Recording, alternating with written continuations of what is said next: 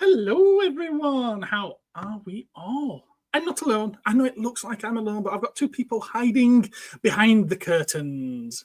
We've got an Andy and we've got an Ed. Oh, look at that happy, smiling face. What a lovely bunch. How are we all today? All right. All right. Yeah. Train was still running. It was all good. Got home. So Good. Aye. Good. We've already got people here. Look at this. We've Yeah. got Adam, who's been waiting in the wings since 25 to 5. Apparently so. Bless you, dear. Bless you. Hello, Martin. Hello, Adam. We've got Dave as well. Dave, we need to get you back on here at some point. Drop us a message. Drop us a message when you're ready. Yeah. Free the nipples. Martin loves the intro. It is cool. I might have to start using another one though, because I'm getting an awful lot of copyright claims on this one, even from people that don't own the copyright. It's a strange world. It's a strange. It is. Saying hello amongst yourselves. Oh, we've got a Josh here as well. We've got a Josh. We have a Josh and a Joe. We have got Joe. Yeah, 3 band members. Okay. And we've got Phil. He never lets us down, does he? Never lets us down. Is it just me or is it incredibly warm? I'm sweating here. Yeah, I thought it was just me. Well, Can we have a capital E there, please, Martin? Thank you very much. Let's have a full stop as well. Yeah. I know. Yes, Ed likes capitalised. Apart from a few electrons. You have to capitulate to Ed's capitalisation request. Shut up, Joe. Right, what have we all been up to since we last spoke? It's been a couple of weeks, haven't it? That's probably a question we shouldn't be answering. Go on. I have mainly been installing mesh systems. Woo! Yeah. Yeah. Thank you for that video last night. I was struggling to get to sleep. Thank you. Good. Is this the hard drive thing? Yes, in part. Yes. Right. Because we didn't have us chat. We didn't have us chat. No, we didn't. But it's sorted now. I've got the PC talking to the hard drive because they're all in the same network now, and my decos are probably sweating buckets because I'm using them too much as a router rather than a mesh system. But they are both. Right. It's all fine until they die. No.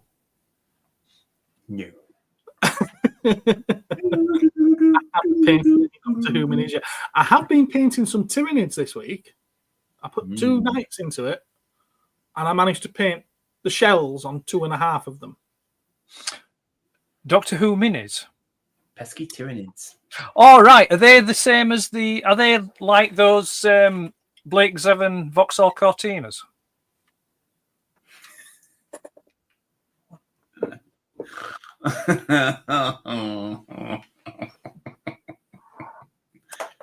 Thank you.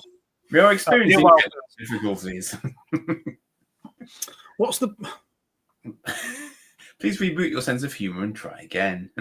What's the better... You've specifically put console there, Joe, so your last option isn't compatible with the question.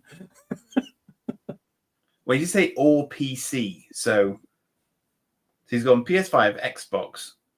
Order to Switch. Switch. Or PC. Or PC. Oh, see, this is a topic for an entirely different discussion, is this? Because like, the PS5 and the Xbox are interchangeable. They're clones of each other. They both do the same thing. If you just want to play games and just get a console. But if you want him bragging rights and to try and look down your nose at people, get a PC. And then And a spend PC gaming. a couple of £100 every 6 months upgrading it. Yeah. But It's old and it's still doing fine. Touch. Why take it on the go? Well, it's got to be a Switch, hasn't it? How you do, Richard? Are you all right? Oh, is that in your little picture? yeah, Dave's made a good point there. Switch is a great option if you like Nintendo games. So if you like Zelda or Mario, you're sorted. If you like any other games, you're screwed. You see, Hello, Ben. How are you doing? Ben's used his correct. Well, no, actually, no. Ben hasn't used correct capitalization because he's missed the capital E off evening. Sorry, I'm in Andy mode now. Andy mode. Apparently, this is an Andy mode thing. Yeah. Scraping the It is. barrel. We haven't even got onto our topics yet. Switch is a great option. Yeah, No. okay. We saw that. Ed saw that. Used to have a Switch. Okay. I've got a Switch. There's one on the wall over there. So funny enough, I do as well. I also have a Switch. It's on the wall and he uses it to turn the light on and off. I do. Yeah, he does actually have a Switch. This isn't a Switch. That's just a button. That's what's called phone. Okay. Sorry, I meant to put Zelda. That's what's called Zelda. Or Zelda what's called phone. Or that's Zelda called phone. Or that's what Zelda phone. I'm very confused. I do like Nintendo games, thankfully. Yeah, it's double D. In more ways than one. Double D. So he says. Excellent. Okay, yeah. Well, we do actually have some topics lined up. Yeah, let's do topics. Should we do topics? Right. Can I do Twix instead? No. Oh, we are not getting onto chocolate bars. We've All been there. We've done that. You missed the boat. I believe it was Andy that suggested this one. So, Andy, would you? I'm sure it was you, wasn't it? Or was it Ed? The substitutes one? Yeah, was that Ed? No, that was Ed. I'm disclaiming all Go on this. then, Ed. Go on, I'll let you introduce it. What? Well, you suggested this. Your topic. Oh, my topic. Your Right, topic. sorry. I don't have a topic, so I'm going to go with the... I think I'll go with the Lion Bar. Or maybe a picnic. No, right, yeah. So, substitutes. Obviously, we're not talking, five-a-side, jumpers for goalposts. Marvellous, isn't it? Marvellous. Or the teachers at school. Or teachers at school. No, we're talking about... So, basically, when we were kids, we all had toys that we used to play with in this lot, but there was probably always toys that we had certain figures or vehicles or things missing from them. So the topic, this first topic is substitute in your play when you're playing with toys. So did you, sort of like hire from the ranks of, say, the A-Team, one of the figures to fill in for a missing figure that you had for Star Wars, that kind of thing. So if in the chat you want to give us some ideas what you use as substitute, and we'll crack on and kind of let you know what we did. So, yeah, who wants to go first? Andy or Gareth? I'll go first because this is going to be so easy for me. Go ahead. When this was, and I didn't get into it in our personal chat, in our group chat, even though it was asked, I said that I'm not going to have a lot to talk about on this one because I didn't play with toys like that. And Ed dived straight in there. It's like, Oh, yeah. what do you mean you didn't play with toys like that? How did you play with toys then? Okay. When I meant like that, I meant action figures. So I never played with characters. So I never needed other characters to fill any voids. Okay. For me, it was always die-cast cars as a kid. During my play time, when I started collecting figures when it was collecting rather than playing. Probably that might be the easiest way to describe that. So Yeah. I didn't need to substitute anything for play. Yeah. I would sometimes customize action figures if I was missing a certain character. If I came across spares at car boot sales and whatnot. But so because it was just die-cast cars and brumming them around on the carpet and down the street and things like that, that I never had to substitute anything. I never really thought, I better use this Mini as a Beetle. Yeah. I didn't even know about brand names for cars, really. Or No. manufacturers for cars. It was just, Which, I like this one. It's red and it goes fast. if you had to substitute for a Beetle, though, which one would it have been? Would it have been It'd have John been Paul, Ringo. George? Ringo. Yeah, I think. Ringo, Yeah, because I was a Thomas the Tank Engine fan as a kid. yeah. Minnie's a Ringo kind of character in it. Yeah. So there you are. You guys go now. Right, go on then, Andy. Fill us in. Right then. So one of my early TV loves was Buck Rogers. However, Buck Rogers never got any enemies to fly around after from Corgi. You only ever got the Buck Rogers Starfighter. So instead, he used to chase around my Corgi Klingon D7, which was suitably scaled to be an evil baddie that the Starfighter could chase around and destroy with impunity. So those two were pocket sized and could fit in my pocket and were my playthings of choice when having intergalactic space battles. Mm-hmm. Yes. And to your one of your statements, Ed, which I think you're going to come to, given my love for all things Starfleet, and given our complete lack of Starfleet toys, this was my Di-X, right? Who I believe was actually a Shogun warrior, right? But in my day, his head looked very much like Di-X's head, and he was a little robot, and so I stuck him on the end of my pencils. And in fact, I recently got a whole pile of these guys, varying colours and stuff, because randomly there was an eBay auction going, well, an eBay sale, and you could just, they were selling 10 at a time. So I've now got various colour variations. Pickups is later. I suppose they are pickups, but they're more on topic for this particular topic. But yeah, I mean, it's just more of them, basically. So yeah. Right. Okay. If I was, I got that because that was the nearest I could come to a Battle of the Planets Phoenix, because it advertised itself as such, but it was not the same one as the cartoon one that I was watching when I was that little. It's still a freaking cool toy, quite frankly. You could also have used that as an X-bomber because of the way that the front lifts up. Yeah, I might well have done that. So for those unfamiliar, it does that sort of thing. Yeah, so that could well have been a neck blast X-bomb, and it also came with equal tiny spaceships in it as well, which are also X-bombery. So that could well have influenced my my pickup choices for it. Now, obviously, the small spaceships that come in it never last more than 5 seconds because they instantly disappear between floorboards and things of that nature because they're tiny. They're tiny, tiny. Oh, they had a thick shag-piled carpet.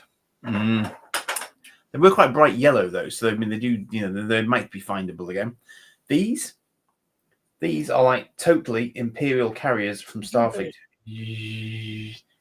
That's what I used to use. Those are my substitutes. Right. Lots of imagination required, but I had lots of them, so I could do squadrons of them very easily. They're actually from Matchbox Construct a car playsets.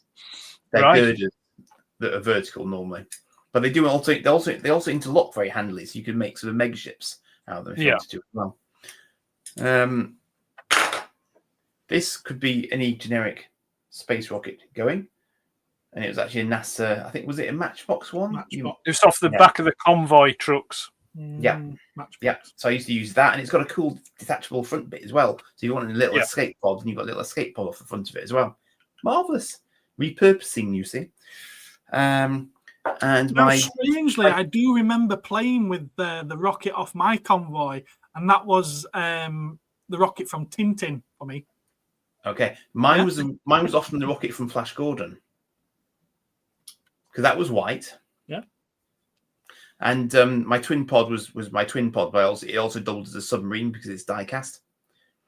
So my Kenner twin pod was often in the bath with me when I was very little. Yeah, I suppose that's one way of keeping it orange. That is that one as well. That is my original twin pod from 40 plus years ago. That's one way of keeping it orange. Rust. They don't rust. It's die cast. They don't rust. It's brilliant. Lost its paint, but they don't rust. Oh, and I think I probably also used to pretend this was X-Bomber as well at times. Right. Good old Britain Space. Good big chunky Britain Space kit there. Right, done my bit. There you go. Good stuff. Right, next topic. No, you You yeah. suggested Go on. this. Come on. Yeah, no, it was. I mean, I don't have it. Well, I've only one thing to show for this segment, but yeah, for me, it was things like say for X Bomber, for Starfleet stuff like that, it would be Lego. Like a building. I remember building like a Lego X Bomber, and then it was just kind of substituting figures. So like it was mainly the Star Wars figures, the missing ones, whatever Star Wars figures I didn't have. I remember having I had a selection of the Battlestar Galactica figures, so the Centurion and the Adama and the Starbuck and Moffat, the Daggett. So they would fill in for us. I also had as well some of the Star Trek the Motion Picture figures. So I'd like Kirk, Spock, and McCoy. So they would make just general random, like Imperials, like Imperial officers and stuff like that. I also I had a couple of the Black Hole figures as well. So the Stars robot, that would be an Imperial, that would be like an evil Imperial droid, would that, So yeah, it'd be things like that. But the main ones that I can remember would be the Machine Robo Spacey, so the space shuttle one, the bigger sized ones. Got that downstairs actually. Until I got Jetfire, that was my Jetfire. So that that's what I used to substitute with that, and then I used to substitute the Soundwave Design Center, the House Martin Soundwave Design. That used to be my Devastator. Because the size difference. Yeah, because of the size difference and that, So yeah, those were generally. And then the last one I'll mention is, you may have seen a little prompt of it there. There was a game for a certain micro, but if you can see the ship that's on the front cover. Spectrum. Can we enlarge? Critical. Let's have a look. Let's enlarge. There we go. So yeah, I built that shuttle out of Lego. And I did it so like a Lego minifigure would fit in it. Yeah, so that's and I do still have that. It's in my old box of Lego that's packed away somewhere. Cool. But yeah, so those would have been my substitutes back in the day. Cool. Very good. But Martin has contributed. Oh, go on. No, it's okay. No, so I've done. What's that? I was just going to say, Martin's contributed. His Rebel Soldier was a substitute for a DAC with Luke in the Snowspeeder. But he had 2 Snowspeeders, so needed a few Rebel Soldiers. Yeah, we see, that's the thing. Why don't you just use Luke? That was something when I suggested the subject, that was something I was thinking about, because I don't know about anyone else, but I know that kind of like it seems to be quite a popular thing now, the whole troop building thing. Army builders, yeah. Army building. But when I were a kid, the response you got was, you've already got that. You've already got that. What do you want another stormtrooper for? Yeah, you've already got a stormtrooper. What do you want another one for? Or, so that's when, the substitutes come in handy. I had variations, I had the Biker Scout and the ATAT pilot and the TIE pilot and things like that. But, it was only one, so... I would never have dreamt of getting more than one of the same thing when I was little, because I'd always want something new. But so see, if you were to get Luke X-Wing instead of a Rebel Soldier, just paint the helmet, and you've got a different pilot. We see, that's the thing that recalling back as a kid, I think the only ones that I wanted multiples of, which is pretty much the same as today, would be the Stormtroopers and the Biker Scouts and the ATATs. I always wanted 2 ATAT pilots because I wanted 2 to be in the ATAT. But I do remember wanting another Luke X-Wing pilot, so then I could have 2 in the Snowspeeder. Yeah. But it never happened. It never happened. And Phil's contributed as well. He said he did big battles with all his figures, cars, and army men. Yeah. I'm not sure what he substituted there. Did he substitute the cars for army men? So here's a sub question then. Okay. In terms of your sort of what you collected, did you get more goodies than baddies, or did you try and keep it evens? I think I had as many black cars as I did white cars.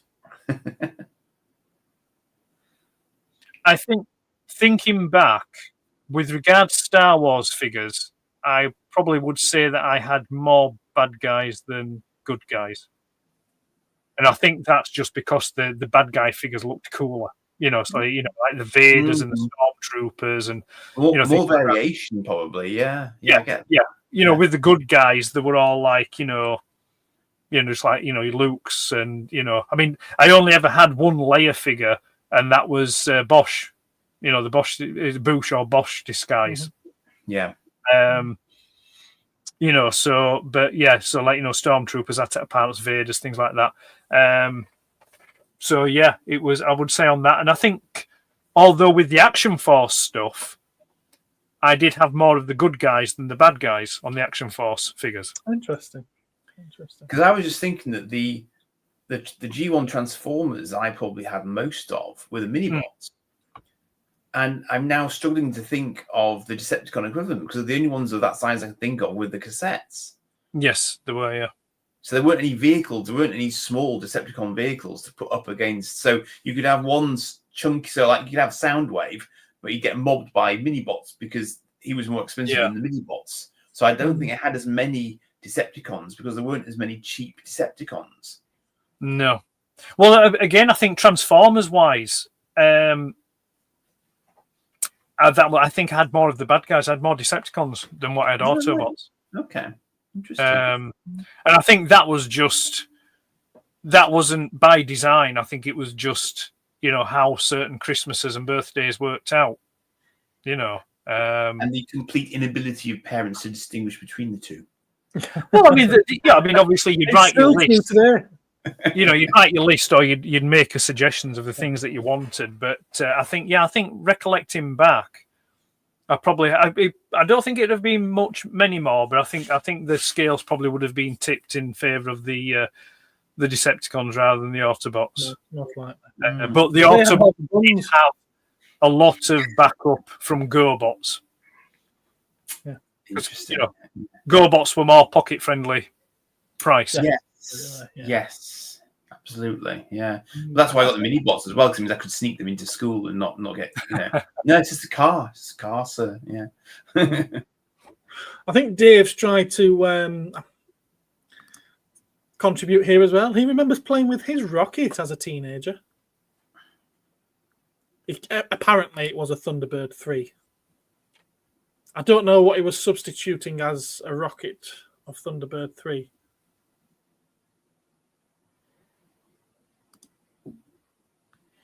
Moving on. Yeah, Martin also contributing here used his Lego to build the bases for the Rebel Star Wars figures. And you need quite a lot of Lego for that as well. Yes, certainly do. It could have been the Liberator. School for truanting. That probably explains the misspelling there. Jumpy didn't have a carbon freeze chamber when he was young. I don't think anybody did.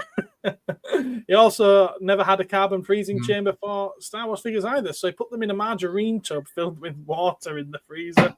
I love that. That's brilliant. That's well played. Played. Yeah. I do like that. You can imagine the cast being right. Look, Joe's talking about Little Britain. Yeah. Randomly. And Richard joining him. I love how we have sub conversations going off in the live chat. Often the way. Martin got certain figures by accident. A relative saying he's not got this one, has he? Do you remember Come Fly With Me? Oh, we're moving on from Little Britain now. Yeah, Come Fly With Me was incredible and should still be watched now. Only in her last school, says TJ. She knew more than her teacher. What? Knew more than my... I get you. And Martin has 3 ATAT drivers now. Yes, his army building ATAT drivers. Doesn't have an ATAT yet. Doesn't it mean pilots? Attack pilot. So they're just sitting around having fags all day then, whilst they wait for an attack to I turn think up. they're not pilots. They're drivers. I know the drivers. It's a Yeah, I ground know unit. the drivers. Yeah, Attack driver. Yeah. They I want to want be lots of pilots, but they end Horde up being drivers. troopers, said Richard. Currently, he only has 5, but they are all different. Dave mainly played with Micro Machines as a kid. Got into action figures more as an adult. Yeah, Micro Machines passed me by at the time, strangely. I think they were probably a little bit too young for you. That's what I forgot to mention. Sorry, I'm interjecting. That's what I forgot to mention because I mentioned it when we were texting about this. The 10T robots. That was what I used as Big Diex. Sorry. Okay. Yeah. I'm bad guys. Sean, hello there, young man. How are you? Hi, Sean. Good evening. Joe should have got the small bang figures, but don't. Add more good guys in Action Force. Okay. Do you remember the? Yeah, it did. It went up for auction recently and went for a lot of money. Yeah. Sorry, just what Martin. What we know? No, I'm too back. What? Yeah. Yeah, with Martin mentioned about more good guys from the Action Force figures. Yeah. There was a lot of that back at the time because they came. What 82, and I think that would have been round about the Falklands War time. And also, you had, I think it was it the year before, the Iranian embassy thing in London. Of course. So that made the SAS figure from Action Force really popular. All the kids in the playground wanted to one of them. Or if they had the money, the big Action Man SAS figure. Yeah. Palitor were missing a trick there, weren't they, by not doing a Vulcan bomber? Oh, what? Sorry. They were missing a trick by not making a Vulcan bomber. Well, Airfix had that covered for you. Sean can't wait for the 13 Prime figures. I think there's literally only me that couldn't care less about these 13 Primes. I don't understand how you can have 13 Primes. It's Prime. There's one. Not anymore. Not for a while. And he really means he can't wait. Sean, how are you? Hello. I think Star Optimus Prime looks cool. Okay. Retro Chef. Hello, Retro Chef. How are you? Does he mean Star Convoy? The new one. The new Star Convoy. No, I think there's a new 13 Prime and it's Star Optimus Prime. Is it? Yeah, I think so. Okay. Sticklebrick was good for bases, says Phil. Sticklebrick had some Sticklebricks recently. I think they're still here, actually. Of making Lego Transformers. He's eyeing up the AT-AT in my shop, says Martin. Someone nearly bought that last week. Richard says he built James Bond villains bases out of Lego. They generally resembled factories with loads of death traps to throw henchmen in. Cool. Our AT-AT Snowtroopers. The AT-AT is the big four-legged walking thing from Empire Strikes Back. No, I know what he means. The AT-AT drivers aren't snowtroopers. There are stormtroopers that have hoods on that are the snowtroopers. I think you're referring to there. Yeah, the snowtroopers are just stormtroopers wearing clans member outfits for no apparent reason. Yeah, well, it's warm. They're warm. It's cold. Yeah, it's cold weather kit, isn't it? Yeah. Bionicle was cool. I actually liked the first film as well. I mean, the pilots are snowtroopers. No, they're not. No. Loads of SAS figures, says Martin. I can't catch up to this chat. Didn't Action Force evolve into G.I. Joe? No. Two separate things that collided and amalgamated into one. And the cartoon was the same for both. They just redubbed it. Is that all they did? I think so. Yeah, because what happened was when it's the whole Palitoy thing. Palitoy did the Action Force line, which was independent to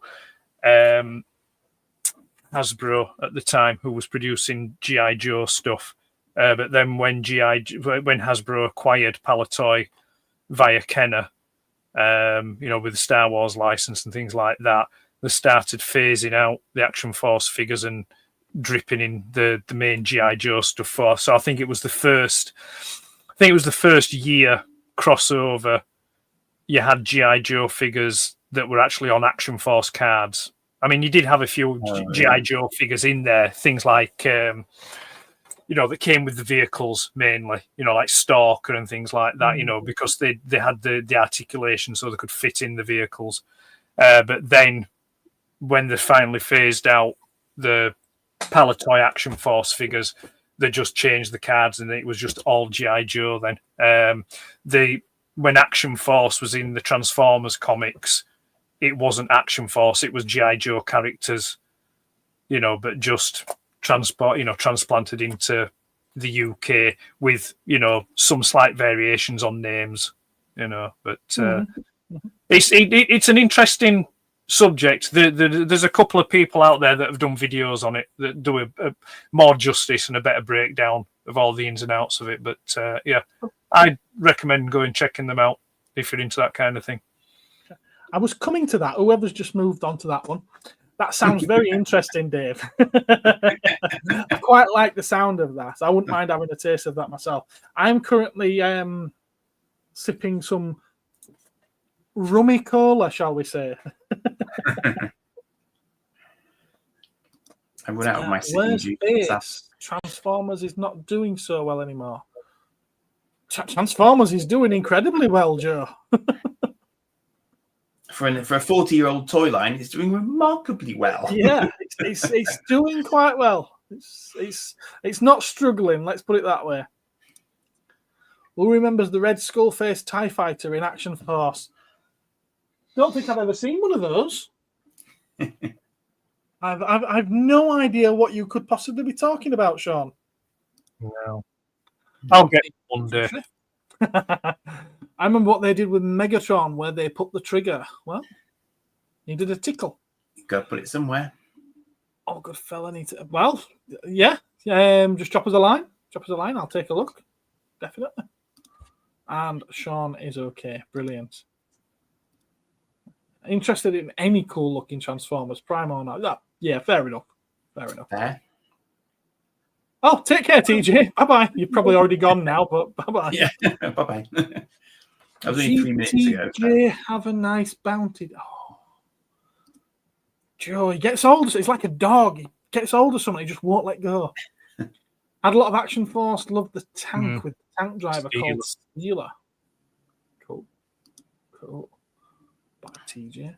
Didn't AT-AT have two different drivers? The grey hooded looking guy with a white TIE fighter pilot looking one. The Attack Commander into something. General Veers. It was supposed to be General Veers, wasn't it? Yes. It's the figure's the Attack Commander, but it's just General Veers with an extra piece of armor on his chest, isn't it? Yeah. It's the Snowtrooper arm. It's the Snowtrooper chest. Snowtrooper armor painted khaki. Yeah, because it's the same one that they use for Dengar. That's right. Yes. Yeah. But no, there were two. He stands behind two drivers. Yeah. Which are the white TIE fighter ones. We've begun our assault, doesn't he? Which in the bigger AT-AT toy, you can actually do that. You can actually have him stood behind the two. It does exist, Joe. I've got one at my shop. Did you look into the first use of CGI in a film? No. No. But he slept since then. I did. What was it? Homework? What I supposed to? I think you said that you were going to do it, but obviously, all right. It's one of those things. I've all to remember what I had. What's a gentleman's drink? The rum and coke. If you had a superpower, what would it be? I'm sure we've done this.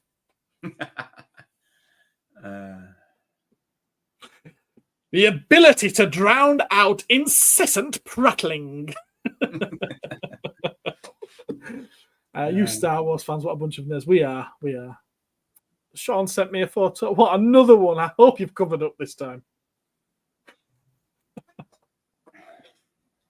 Right, we're caught up.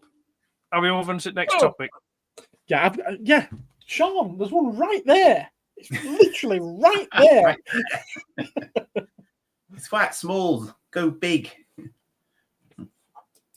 Is it better without the glare? Look, Yeah, I made it big. There you go. there. Somebody better fix it back to 3 again, though. It can be piloted by the Cosmic Toy Man as well. Bonus. Although it does have the proper pilot right beside it. Where have you guys gone? I was zooming in for your red skull. Okay. Flip. You're back now. The Red Skull TIE Fighter. Did you look into the life cycle of the bobbit worm? Can't say I did. You did say, but it was over a month ago. Robo Skull's awesome. It certainly is. Right, okay. Well, I think that probably brings substitutes to a fitting end. It does. An end, anyway. Yeah, get a TIE Fighter, paint it red, sort of. There you go. There you go. Oh. There's a Robo Skull. Look at that. Ed's there. He's got it all to hand. Look at He's that. like a car bonnet. Nice. There we go. Skeletron. Yeah, I don't think I have a Skeletron. No, the Skeletron's the one that I still want. The Red Wolf. I've got the Red Wolf, which for some reason I keep calling Space Wolf. But yeah, Red Wolf. Well, I've got the Kraken hiding behind that translucent blue Grand Admiral throne. Yeah, mine's called Phil.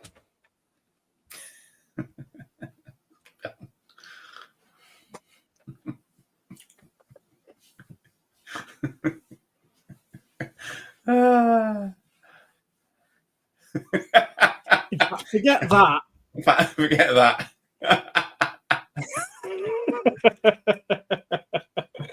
Please drink responsibly. Yeah. So we have another topic of discussion, don't we? To move on to, which again suggested by Ed.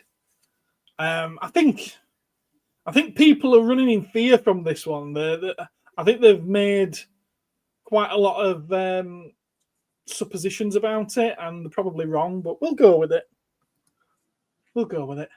Hasbro scaling back. It's the end of toys. There's never going to be any more toys. We're going to substitute toys for collectibles. Yeah.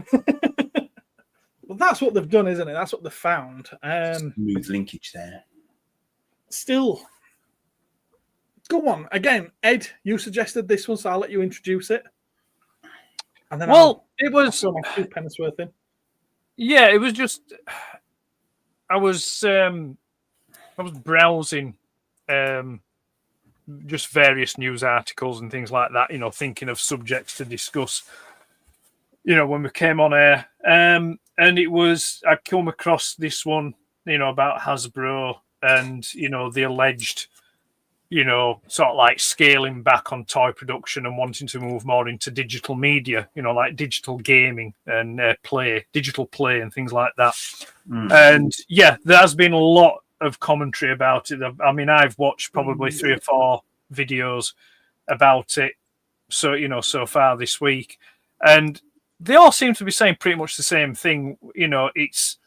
I think there is a lot of assumption, but my personal view on it is that it wouldn't surprise me if this is the way that Hasbro are going to go, because I think that, Hasbro is hurting, I think, in certain areas when it comes to toy sales.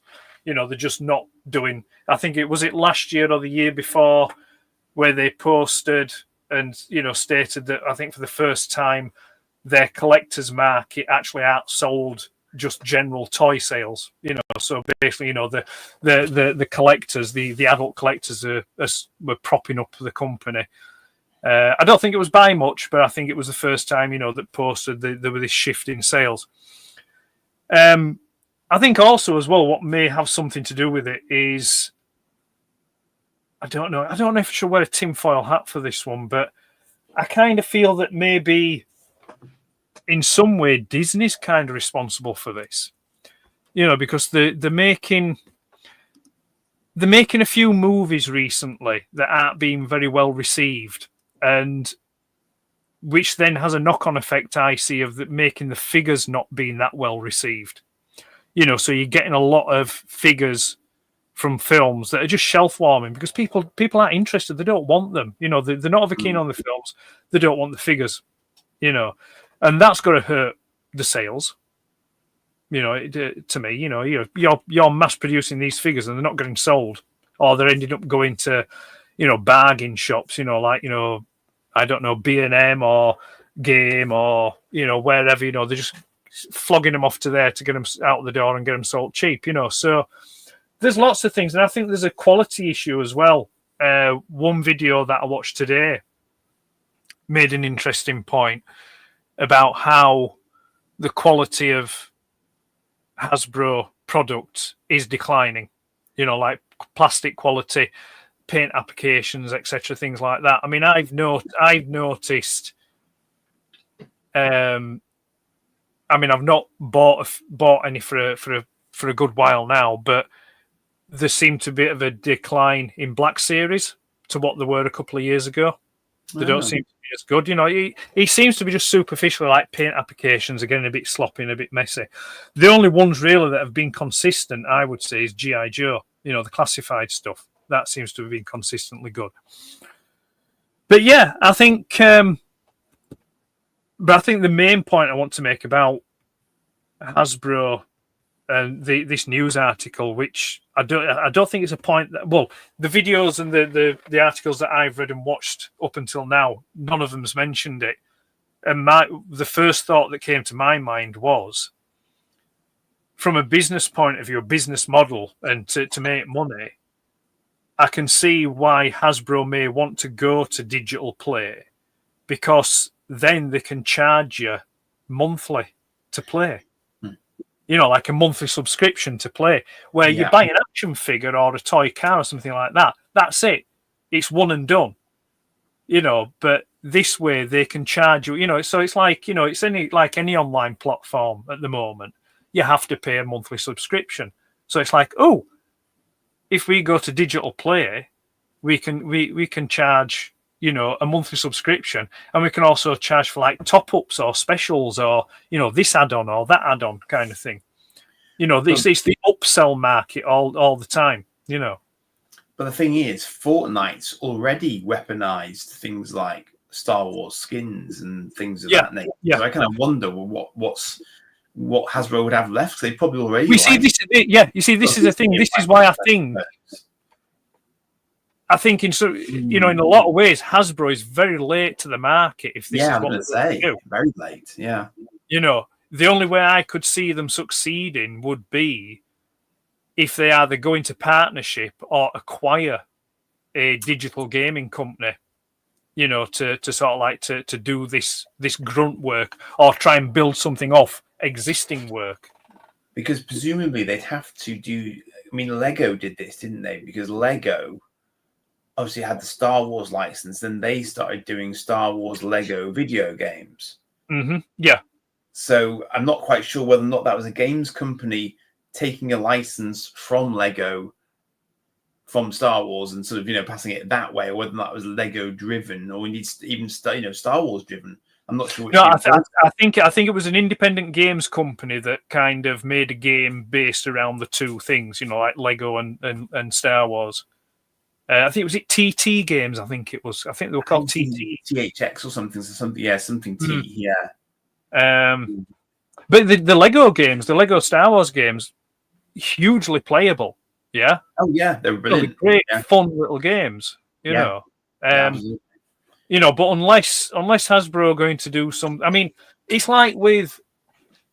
I'm going to make myself probably really, really unpopular with this, but I mean, Hasbro have done a lot of things which kind of like come off as gimmicky or it's like the Robosen stuff, like you buy a transformer that transforms itself. It's like, right, okay, where's the fun part for me then? It's kind of, that's not Hasbro though, is it? Yeah, but it's a Hasbro license. It's a license, but it's Robosen themselves that make them. Yeah, they've made it, but Hasbro's getting some money out of that honeypot. Of course they are. Yeah, they'll be getting a commission off that, definitely. Yeah, I'm not saying that, but Hasbro didn't make. No, but it's still a Hasbro thing. Yeah, it's still an IP that's owned by Hasbro, and it's still something that Hasbro will have paid Robosen money to invest in it to help design it. Yeah. And then, to get the money back from it. Robosen won't have gone, oh, look, we've got this really good idea. We're going to stump the bill for it all. Can we also pay you for the licensing as well? Yeah. There will have been some negotiations and Hasbro would have said, right, okay, we'll invest X amount of money because we can see the potential in this and we'll get this, back from it. But it's, I find them quite gimmicky. They're almost like the... which nobody seems to talk about now, is the spheroid things. They did the BB-8 and the Sphero. I was just actually going to mention that. Yeah, it's sort of like, they're probably the bottom drawer of people's collections now, like gathering dust somewhere. So it's the gizmos, the gadgets, and the vastly overpriced as well. They're a bragging toy. It's like, oh, look, I've just spent 15 grand on this transforming Grimlock or Optimus Prime or wherever. It's like, oh, more fool you. But anyway, so I think Hasbro have made a couple of questionable decisions over the years, and I think that's probably where they find themselves in this situation at the moment. And whether it's right or not, whether it's true or not, whether it's speculation or whether they will do it or not, I don't know. But like I say, it's one to watch because, like I say, if Hasbro do cut back, it just means that there'll be opportunity there for other companies to come in and fill the void with action figures. Because there's other companies that make far better action figures than what Hasbro do. But unfortunately, at the moment, they are at a higher price point. So, anyway. Yeah, interesting. Okay. So, I mean, I shudder to think how many different companies Hasbro have actually absorbed now. How many have they actually sort of eaten? So who's actually left? Who is of a similar size? I don't really know what the market looks like in those terms these days. I mean, I think your big two are probably Hasbro and Lego. Yeah, I was noticing in the chat, Dave. Like I was noticing in the chat, Dave was saying about sort of his daughters getting figures, and I was actually wondering, are kids still buying figures? Yeah, but maybe they're buying figures. I was going to get to the chat because they asked. There's been some relevant comments, which is why I haven't wanted to put them up until it seemed like the right time to do so. Dave was actually one of the first ones to hit the nail on the head. Joe tried. Right, look at Power Rangers. They've gone to a different company now. It's not like they've gone to a different company. They're still owned by Hasbro. But just like with the Robosen, they've licensed them out to Playmates, which is what Dave's talking about here. And I think that, just like Dave says, you are going to see more of that. Whether it'll be Playmates, whether it'll be Mattel, whether it'll be some other company. I mean, they're already making money by licensing out Transformers and have done for several years now to Super 7. Because Super 7 have been doing their reaction line. They've been doing the Ultimates line. They did the big Shogun ones. So Hasbro are sat there making a nice little commission off all of those without having to invest anything. Sounds like really, really good business to me. Oh, yes. And I think it'll be a lot more of that going forward, like Dave suggested. But the thing is, though, don't you think that it'll dilute it will dilute it some, because it's like the recent, because of that, with the 40th anniversary of Transformers coming up, coming up, being and gone, there was a glut, and I mean an absolute glut of licensed products that came out, for that, which Hasbro just said, right, yeah, okay, here we go, we're offering this out, you can make this, and everyone and the dog were just making Transformer stuff, and there was too much. A lot of it was just tat, it's just like, bloody collector cards, pencil cases, which obviously, back in the day were fair enough, because there wasn't many doing it or much about. But it was just lots and lots of superfluous stuff that will probably just end up in bargain bins. And it's just like, do you actually weaken a franchise by doing that kind of thing, by licensing out too much or allowing too much to be produced?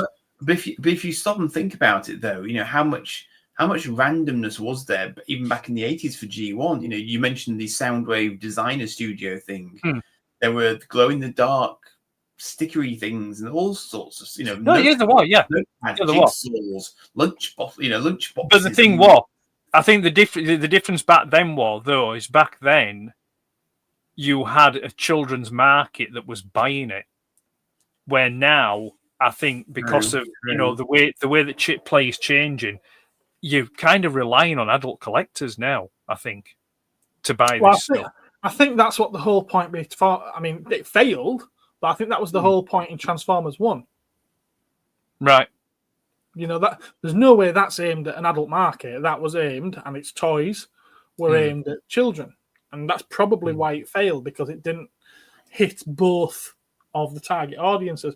But that said, you look at any of, and I mean going all the way back to G1, every single animated Transformers show, which is what keeps the franchise alive, every one of them is aimed at kids, and every one of them has been successful.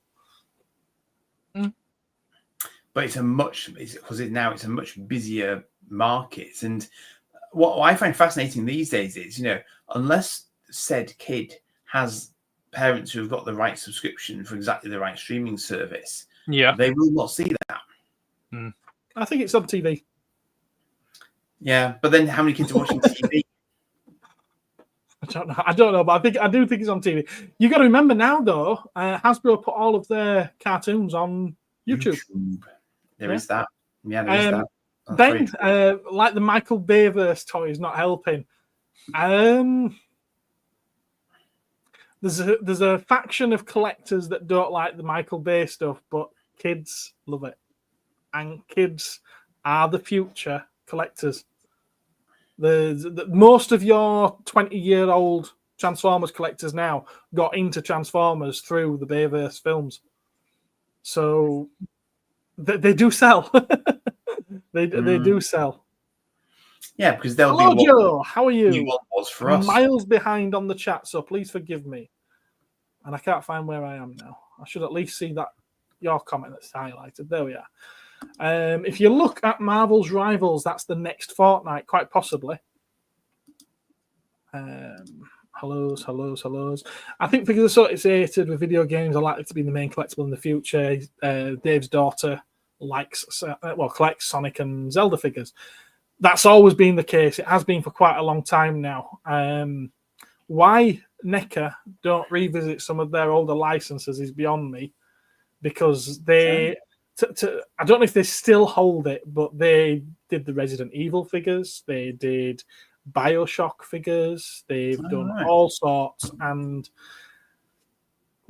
on the secondary market now, they go for ridiculous prices. So it'd be nice to see them do, even if they just reissued older figures without putting any more work into it, it'd be nice to see them available to people. But yeah, video game figures definitely do sell well. Mario's another one.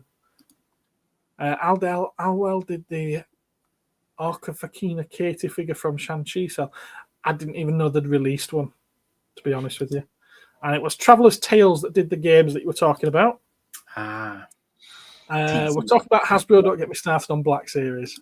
3.75 Rogue One figures came with poor weapons and was a waste of plastic.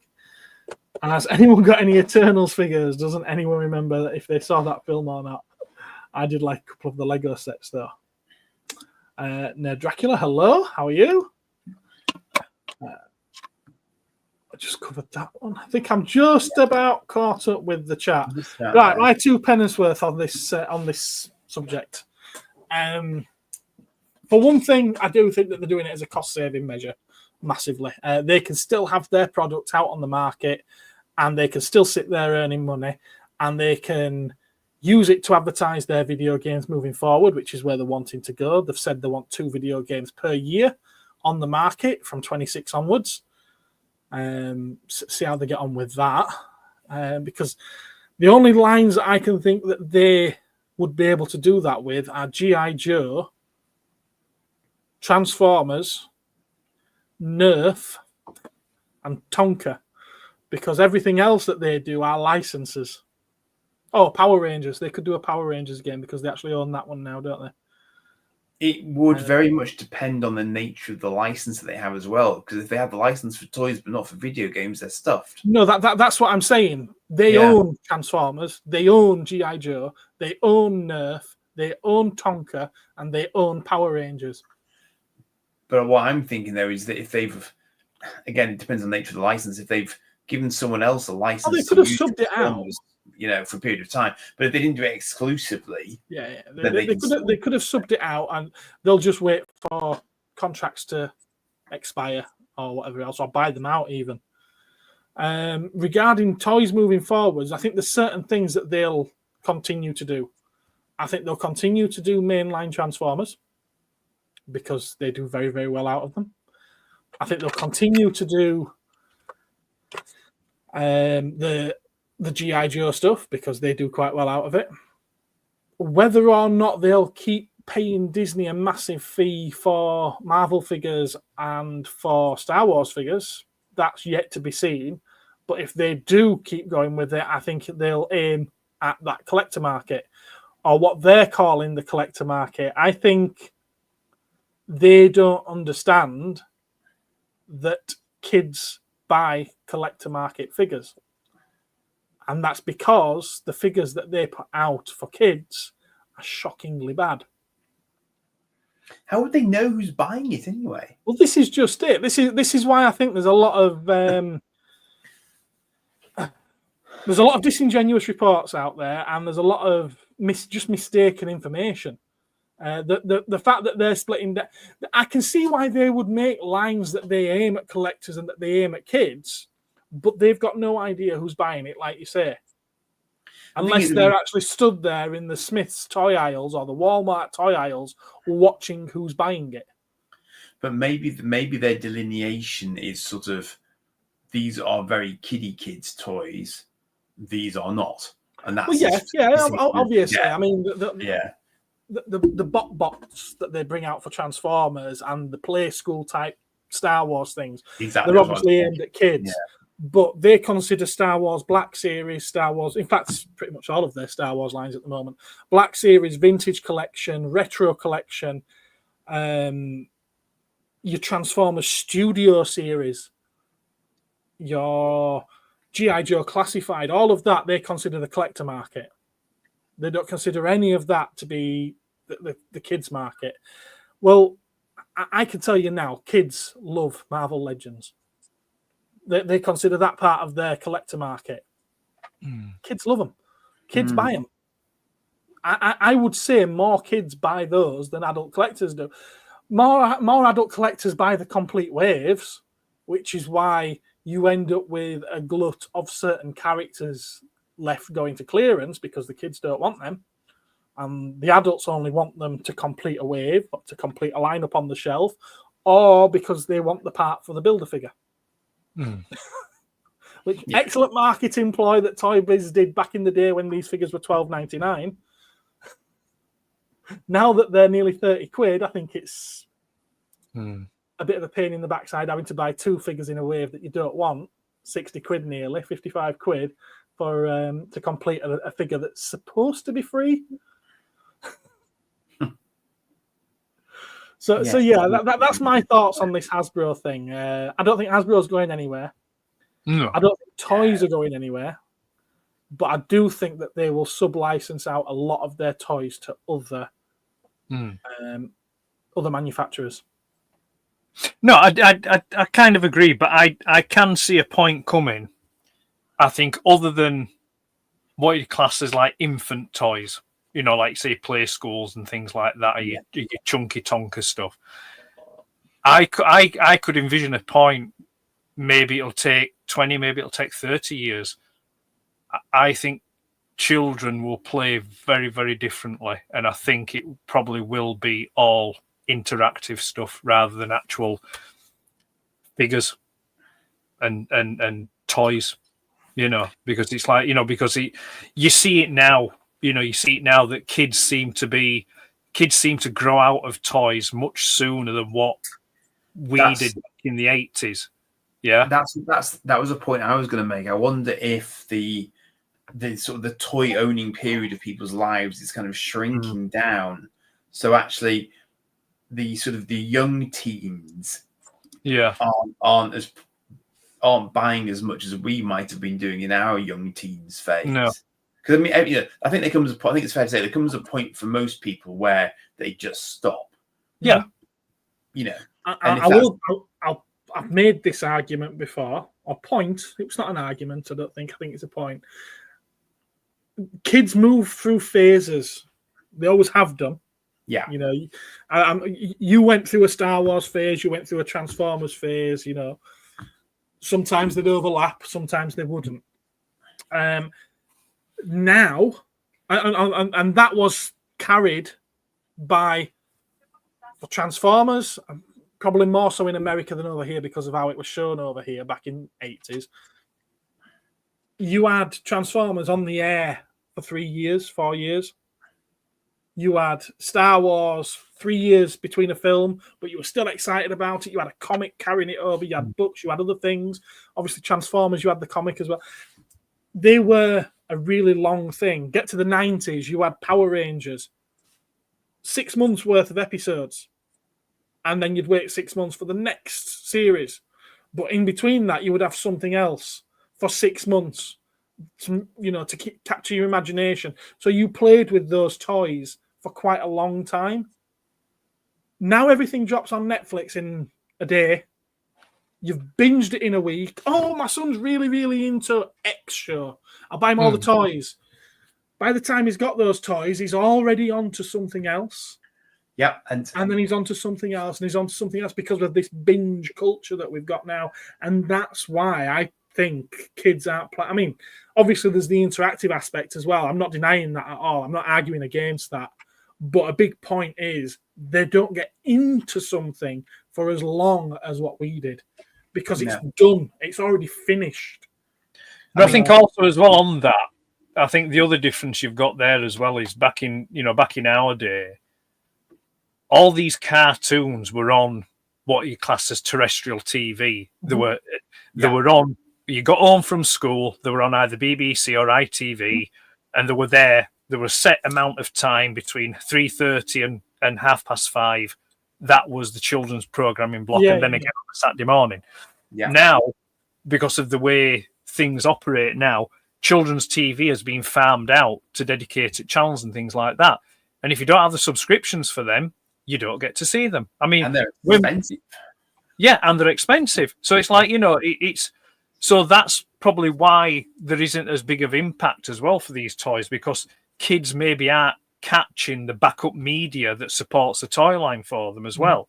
Maybe they are in some respects, but not to the degree like it was back in our day. Yeah, because where you was literally hit over the head and bob back. I mean, toy adverts now. I couldn't tell you the last time I saw a toy advert on TV. I don't have TV, so I don't see any toy adverts. I'll tell you through watching advert. Well, I don't watch adverts on YouTube. Watching videos on YouTube, I do see some adverts for like Smith's Toys, and frequently they'll be promoting one particular toy. I do see that quite a bit. Yeah, and I think I've seen Smith's Toys adverts on TV when I've popped around to people's houses. Yeah, but that's an advert by a toy shop. Yeah, I know. Yeah, but they're using. I'm actually talking about a proper toy advert where the purpose of the advert is the toy. Yeah, but what I'm saying is they're repurposing material from adverts given them to them by Hasbro and whatever else, which would have been originally intended for its own advert for that toy. I think they're doing a lot of their own stuff. Right. There's a lot of a lot of the toy shop adverts are actually mashups of various different characters from various different lines participating and playing around in the actual store itself.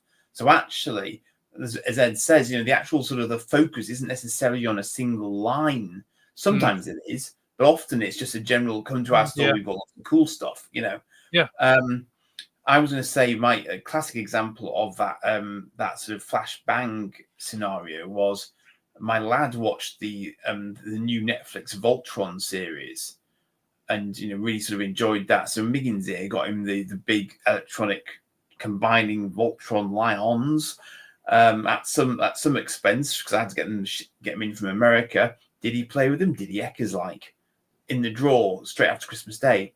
Not, he'd moved on, like you said, totally moved on. Now, Lego did last longer for him, but even then, he was very specific about what he wanted to get.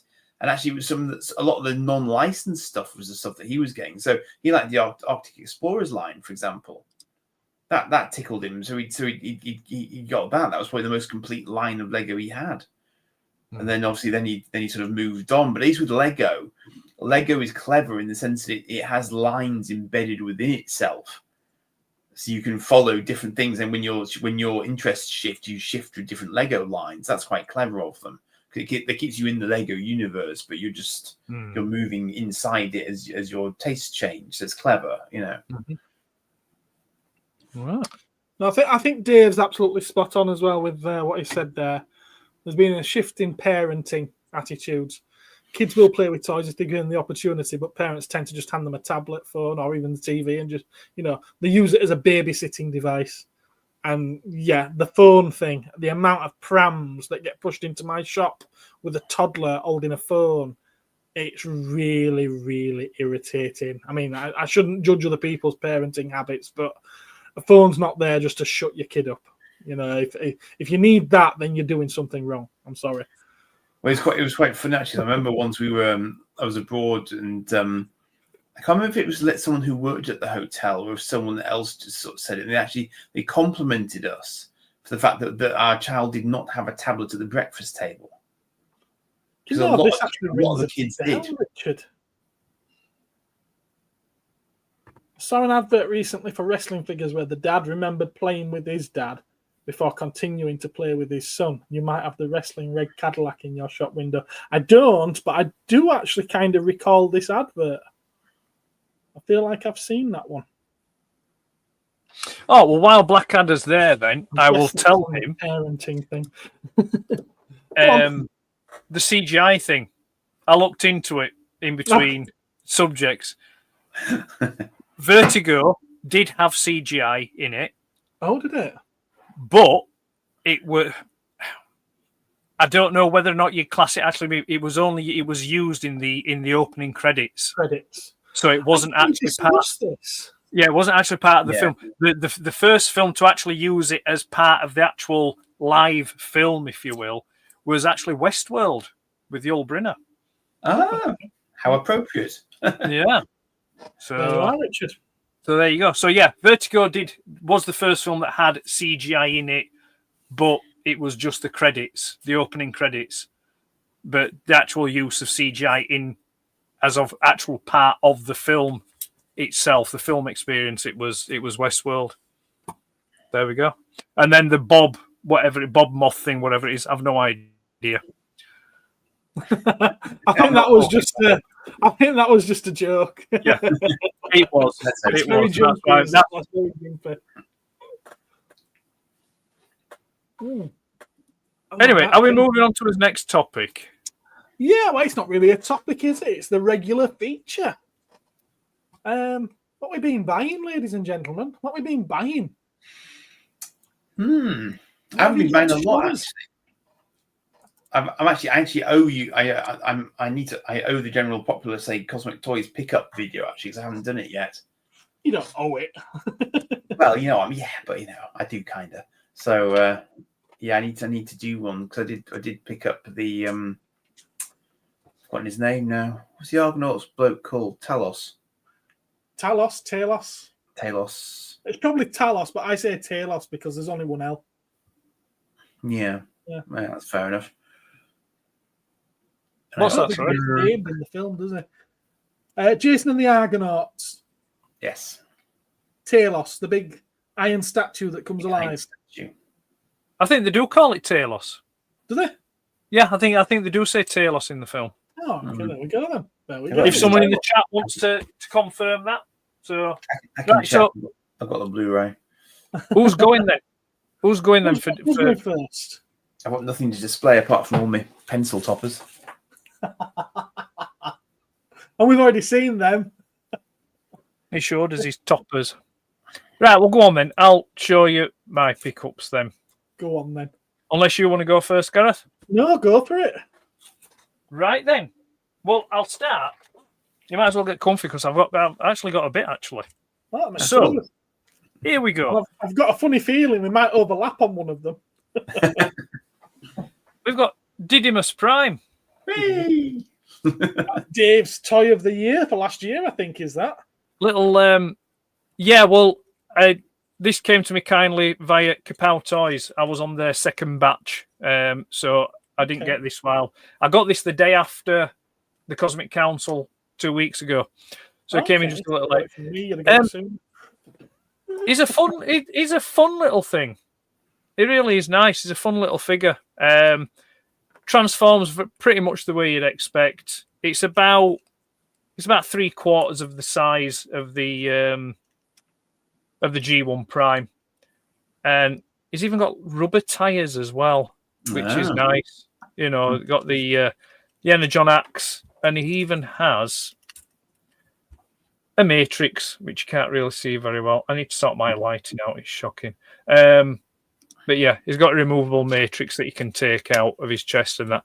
So yeah, that's one of them. So I do like that. I'll be doing more with that. I've taken a few photos, but I've got some more photos and stuff to get to take, and I might do a little write up about that as one as well. So that's the first figure as such. The next one is this big boy, X-Transbots Groundbite, Yeah. which is their version of a Masterpiece Scrapper. Which You did an Icons image of him, didn't you? is what? Sorry, You did an image of him, didn't you, for the Icon Vault? I did. Yes, yeah, I did a picture. Again, there'll be review. Some nice little extras there. You get the chest plate, some trumpets, a gun, and then you get the thigh piece for his combined mode. Cool. There's like a little base plate that he'll stand on once it's combined. And then you want to see the figure itself. Oh, sorry. Oh, love that smell. Love that smell. There we go. He's a hefty chunk. There's Wow, that's big. so much. There's so much die cast in this thing. It's unbelievable. Wow. And I know the reason is because he makes up the foot. He's the foot of Devastator, so you need the die cast in there for the stability. But yeah, it's a great figure. Is that? Again, I've taken some photos of that. They're on my Instagram account and Facebook, and I will be doing a review of that one. So that's another pickup. Let me see now. What else have we got? Hey, cool. I'm spot. Yo, sorry, go ahead. Richard saying he got a Blockies RC minifigure kit, and it's there in his little profile picture there. It's quite cool. That's cool. Oh, Blockies. Yeah. Yeah. I still call them Blockies. But yeah, I know it's Blockies. The interesting thing with that Devastator one is that you'd have to get 2 sets of them, wouldn't you? Or Because three. you'd want to display it as Devastator and as individual ones because they look so good. It's clever. In both modes, vehicle Yeah. and Oh, bot. wow. So 3 of them. 3 of them, Well, yeah. to be fair, I've got the Toy World Constructor box set. I mean, it's a huge box like that, and when that's combined, that's a good Masterpiece scale and looking Devastator when that's combined. The individual robots, no, the individual robots are more akin to a Chug, I would say. But when it's combined, it's a good. And I think if I don't end up selling that, I think that could be my combined Devastator, and these would stay as like the individual bots. Cool. Richard's asking if they're all out yet because it looks great. No, there's only two. There's Ground Bite, which is Scrapper, and Big Load, which is Long Haul. There's just those two out at the moment. But I reckon the whole set will be done by, I reckon, probably the third quarter of this year. I think X-Transbots are wanting to get them out and get them done. Right then, so the next lot of pickups, mixed bag really. I think I mentioned these on the last Cosmic Council. Well, they came in a couple of days afterwards. We have a DVD box set, The Fallen Rise of Reginald Perrin, which, if nobody's watched it, I can recommend it. It's very, very good. Very good. Those of us of a certain age will kind of, get it. We'll understand what's going on there. And because it was cheap and it was on the same website, I picked up the box set of Rising Damp as well, which is, again, another series from when I was a kid that I used to love watching. Very good. Very, very funny. There's probably quite a lot in that probably wouldn't get it shown these days on TV. But it's good-natured stuff. There's no malice in any of it. What's next? Oh. Where's Andy gone? I don't know, but I think you've prompted him. He did a runner when you showed him that Reginald Perrin box set. Ah, I see. Right then. So the next pickup. Right. These are all books now. These are all books. So the first one is Crash Micro. That's the January edition of Crash Micro. Spectrum. Yes, it's Spectrum related. So it's all, I think at this point now, I would be offended if there wasn't something Spectrum related. Well, the next book that came in was the Houston Helpline. ZX Spectrum. So this is basically in the magazines, in the computer magazines at the time, people could write in, and the chaps from Houston Games would write back. So, like, giving advice on how to complete games, or if there was any coding errors, give you advice on how to, fix gaps in the code and things. And that's what that is. It's a collection of all the articles from the magazines. So you've got pokes in there. You've also got coding. So you can insert code into games and help you. Hello, Anthony. I haven't seen complete you games and stuff. How are you? And then this is getting even more nerdier as well. The same publisher, 40 best machine code routines. So if you want to learn and do various machine coding on your ZX Spectrum, you can do with that book. I haven't started reading them ones yet. I've still a few books. I'm behind actually on the books that I'm reading. I need to catch up. The next one that came in, ZX Dreams. And this is a compilation of. This is the sister volume to the first book that came out. I think this one came out last year, which was ZX Nightmares. And this book was it's about all those games that we played back in the day, which were really hard to complete or impossible to do or things like that. Yeah. So, kept you awake on a night, thinking, how am I going to get past that level, or how can I avoid that nasty? Well, this one, the same author, same publisher, this is ZX Dreams. And this is all about the games that were just the best of the best games, from back in the day, the ones that we enjoyed playing and, that we loved and still think about now. So that was that one. And then this one came in a while ago, but I don't think I mentioned it. So I wanted to mention it now, just in case I didn't, because it's a fantastic book, and I think if you like this kind of thing, I think it's well worth you picking it up. And that is this. More News as It's Made. This is a book by, he's on Instagram called Palitoy Fantastic. It's a chap called David Gillis. He's been on the Collector's Archive. I interviewed him on the Collector's Archive. And he does Action Force photography. But what he does, the photography that he does, he makes stories for the photographs. And that's, so he does little narratives with the photos. They're really, really good. I mean, I backed this. This was a Kickstarter book. I backed it on day one. And I actually did a promo video for him as well to advertise it, which you may or may not have seen.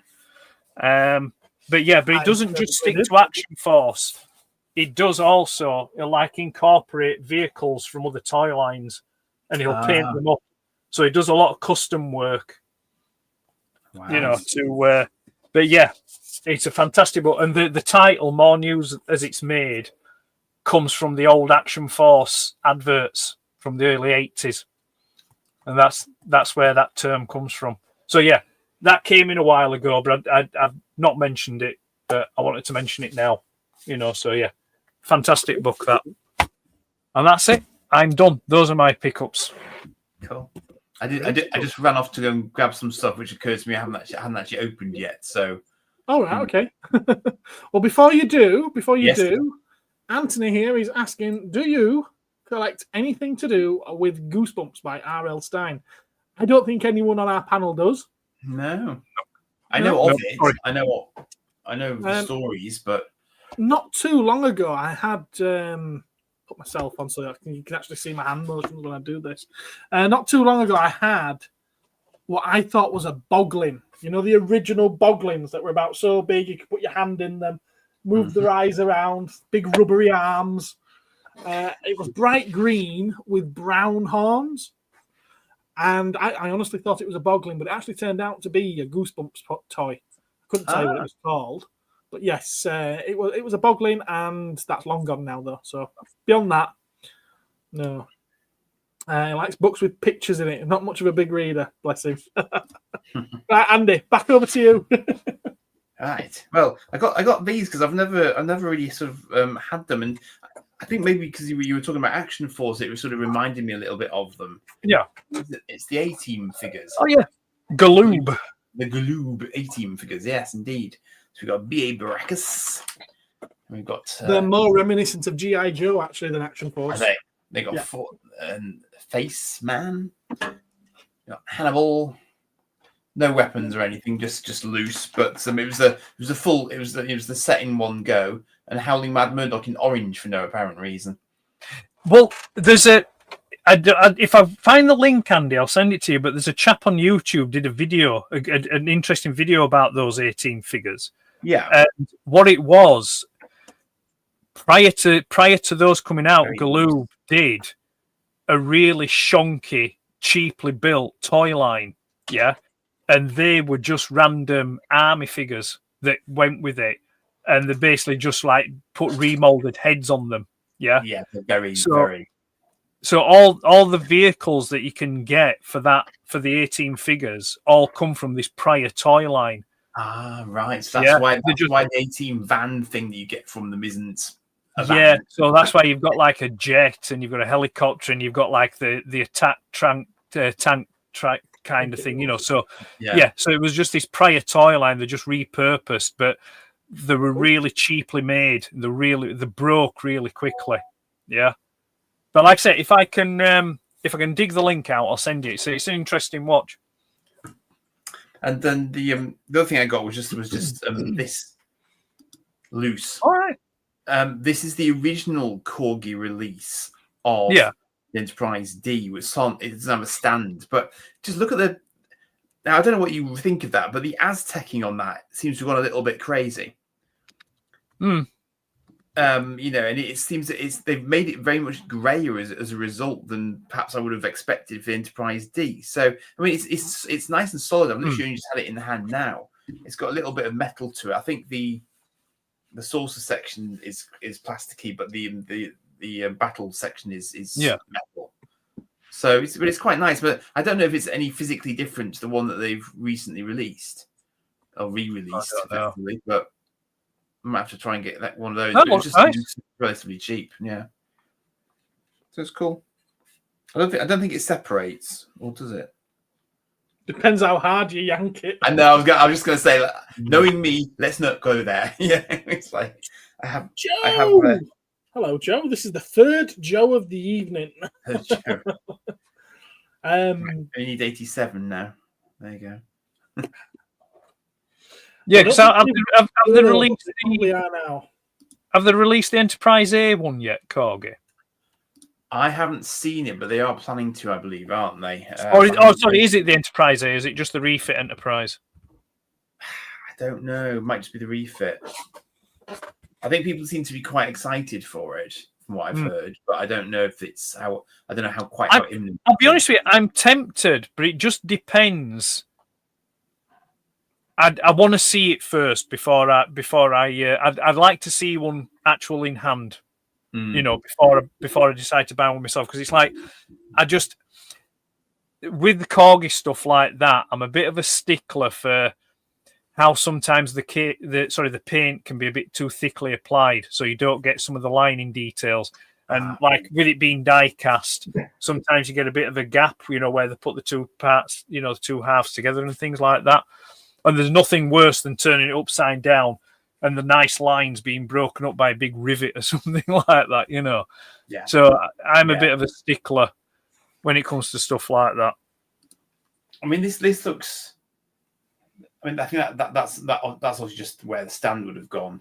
But no, I mean that's kind of Eaglemoss level in terms of not showing any sort of, you know, obvious joins and so on. It's just that it looks busy. It looks busy as all heck. Right. Because of the Aztecing. It's good. Stop making Dave want Star Trek stuff, Andy. Sorry, Dave.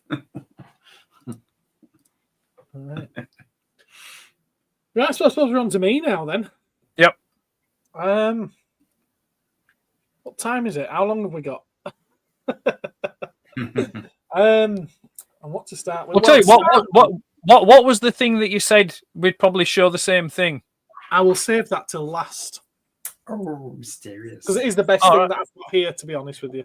So I'll save it till last. And I've also got a separate video coming out of it on its own. Right, okay. I'm going to start off with a couple of gifts that I was given on Saturday, because it's very, very kind of these people to give me these gifts. So thank you very much, Ben, for giving me the squishiest Godzilla I've ever squished. And he's squishy. It's like one of those stress toys. Yeah, it's pretty cool, pretty fun. So thank you very much, Ben. That's Ben Walton, who's normally in the chat. It doesn't look like he's here tonight. Kind. It's daft. It's like, let's go to a toy shop and give the person who sells toys a toy. It'd be like walking into a sweet shop and saying, "Here you go, mister. There's a box of twirls for you." Well, he knows what I sell, and he knows I don't sell them. And I think the only place I've seen them in the UK is B&M. Right. I did say to him, I said, "Oh, you bugger." I'd seen these several weeks before Christmas, and they had all 6 of them, because there's 6 to collect. They had all 6 of them on the shelf at B&M, and I was like, "Oh, they're cool. Go on, then. It's only so much." And I picked all 6 up, and I started walking to the counter. And then I was like, "Gareth, what the hell are you doing? What do you want these things for?" So I went and put them back, and I thought, "Do I just get the Godzilla?" And I was like, no, because then you'll want to get all 6. So I put them back and walked out without them. And then he went and brought me one as a gift. He's a bugger. And then Martin, who is in the chat, that's Boba Martz, he turned up with this for me. Oh, which was very kind of him. That's lovely. He had, in our group chat, asked me who my favourite Doctor was. To which I couldn't give him an answer. But I did eventually go back and say, if I had to pick an era, it would probably be the 3rd Doctor, because I love the chemistry between him, the Brigadier, and the Master.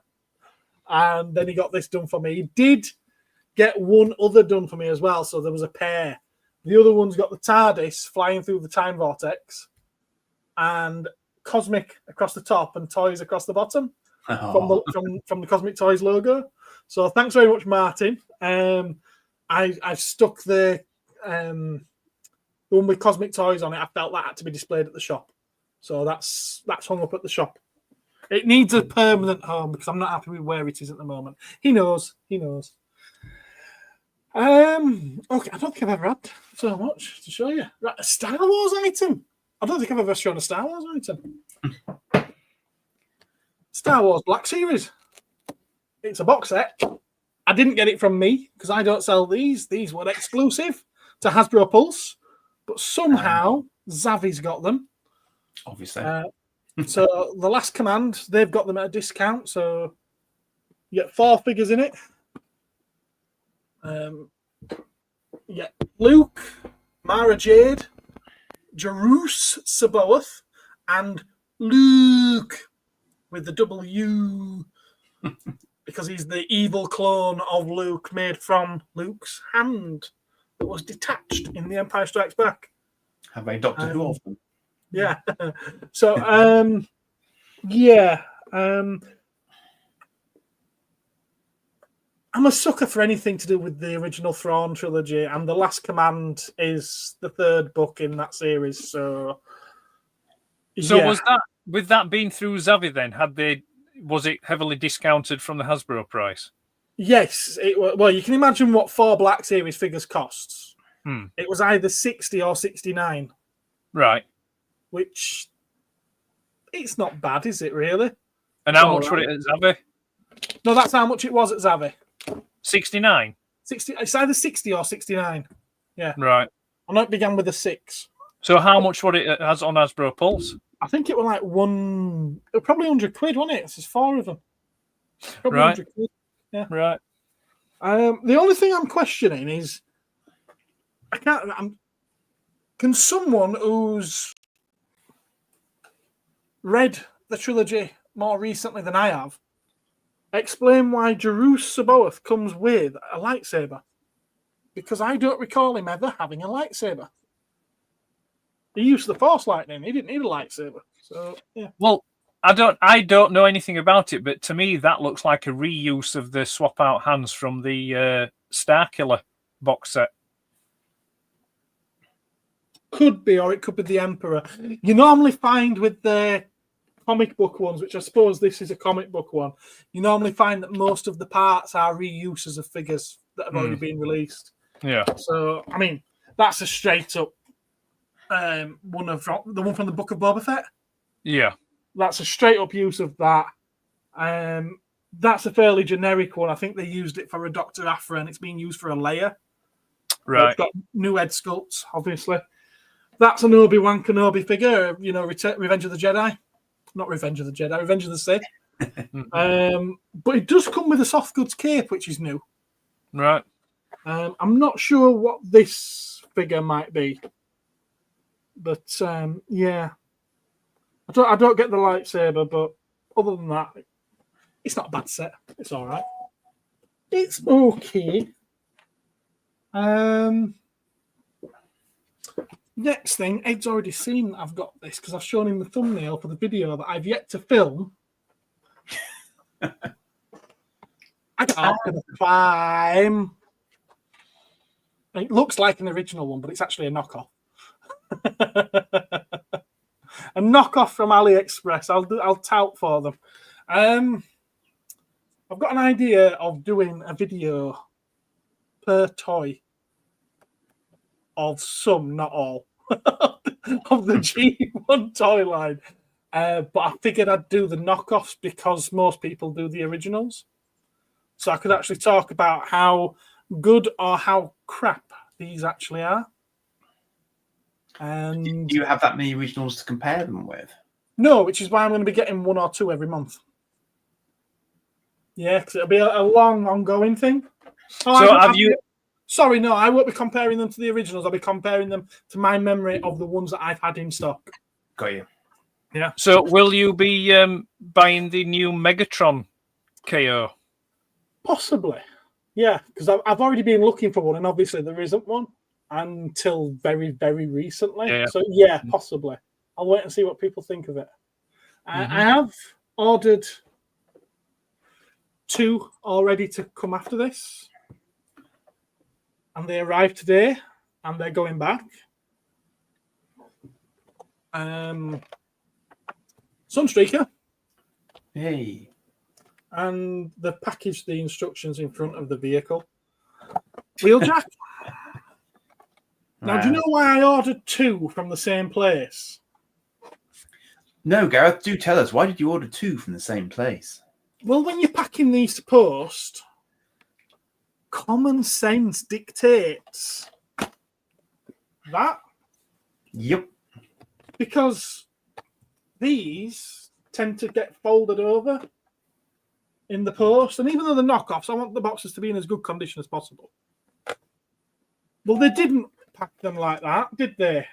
They packed them like that. Nice. And they've absolutely crushed each other. Oh, good lord. Oh, they really have, haven't they? Wow. Yeah. Maybe they're Well, maybe they're going for, maybe that They was were like that. Oh god, maybe they're going for the vintage look, you know. Yeah. So as soon as they arrived, I just thought, you know what? I'm not having that.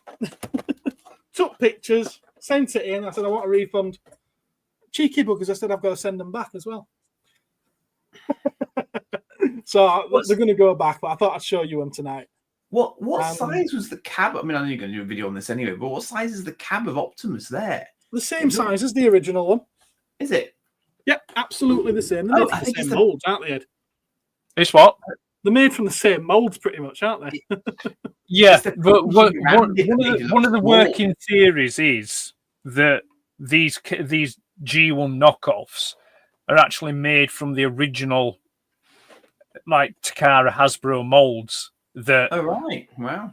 when they stopped being, because obviously, you know, back in the day they were made in China or made in Vietnam and places like that. So obviously once they stopped producing them and, you know, things like that, the factories were probably ordered to destroy the molds or things like that. But they didn't. They probably didn't, you know, so they've probably just been sat somewhere. I mean, don't get me wrong, some of them probably are recasts, but I think Yeah. one of the working theories is that they're being manufactured from the existing molds, because the amount of money that you'd have to outlay to recast some of them. I mean, because like there's certain figures that haven't received the reissue treatment because Hasbro or Takara just don't have the molds. So like the Dinobots, Wheeljack is another one. Because well, either they do have the molds or the molds are in such a deteriorated state that they're no good. A good example of that is Jazz. The reissues of Jazz that we've had up to press have been taken from the G2 mold. Oh right. So there is slight differences to the original G1 figure, mainly in the design of the feet and the face. So you know that's, and same with. Well, actually, no. It is a bit of a misconception, but there is a slight difference with the Soundwave reissues. You know, because there was a design change, so it was like an external mechanism for the opening cassette door. You know, so it doesn't use the original mold. So you know, there is some discussion and debate of how and where they come about. But to press some of the KOs that I've had, you know, in my collection that have been and gone, they've been all right. They've been all right. You know, there's been very few of them that have been shocking, let's say. But the ones that the most popular ones, which are the ones now are a bit like hen's teeth, are the mini cassettes. You know, like your Rumble and Frenzy and Ravage and Laserbeak, and you know they've those. got them. Yeah, They've re-released them, haven't They're all they? over AliExpress. Are those? Mm. Yeah. But at what cost? Are they? They're not as cheap as what they used to be. I mean, back when I were picking them up, I think they were about £9. Yeah, they're a lot more than that now. But then again, everything's a lot more now. Yeah. Because I have to chuckle. I've caught a couple of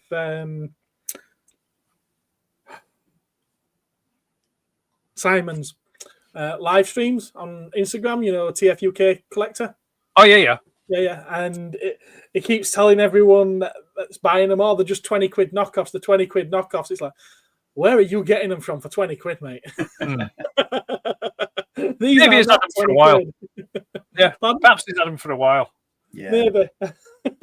I mean, the cheapest one you can find, strangely enough, is this. Oh, And it's probably down to the sheer quantity of how many they're making. yeah. Right. Because that's depending where you go, it's between 25 and 35 quid. You're paying more than that for one of these.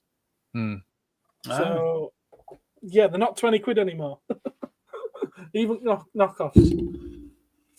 There we go. So I've got two more things to show you. Right, this arrived today. And it will be in next week's video, but it's too fun not to show you. There's another 3 things that came today that I won't show you. It's a Godzilla in a UFO. Of course it is.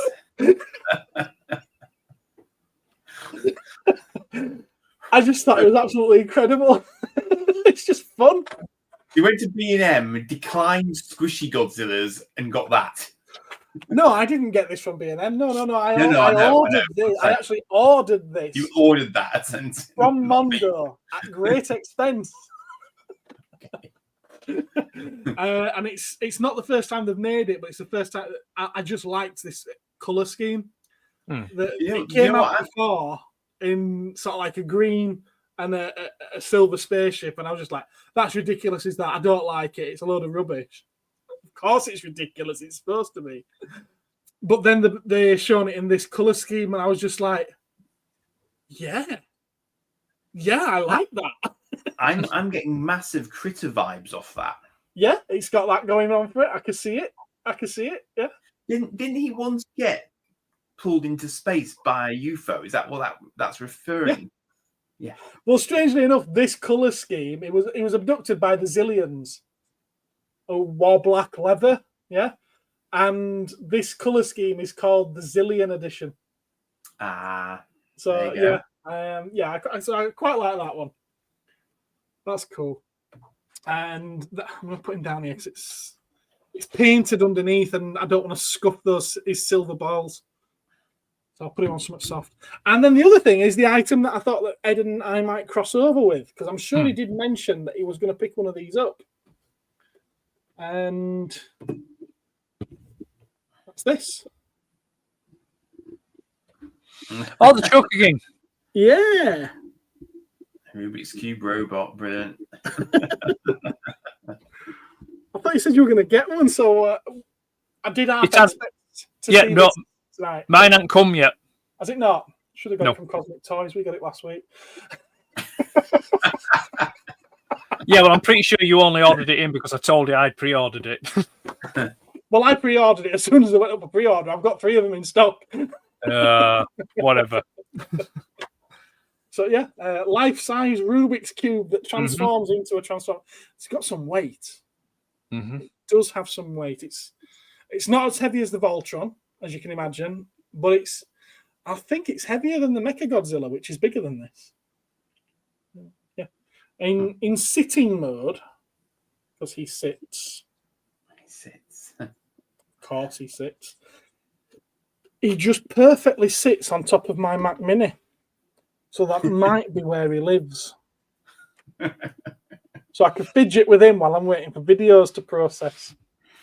Are you transforming him then? No. Wait. There's no pictures. It turns into a cube.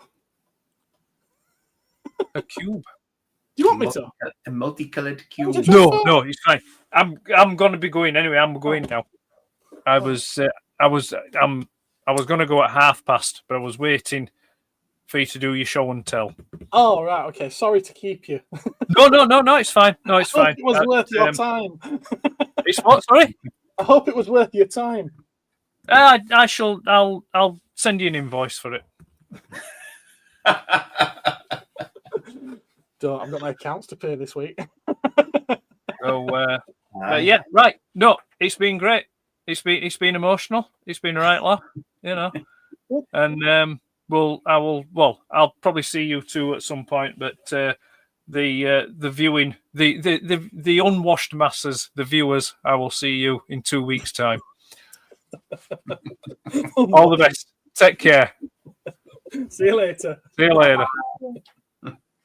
Oh, bless him. And then there were two. He says the nicest thing about our viewers, doesn't he? He does. He does. Where was I with the chats? Yeah. I think I got to there. So, there we are. We're a little tardy now.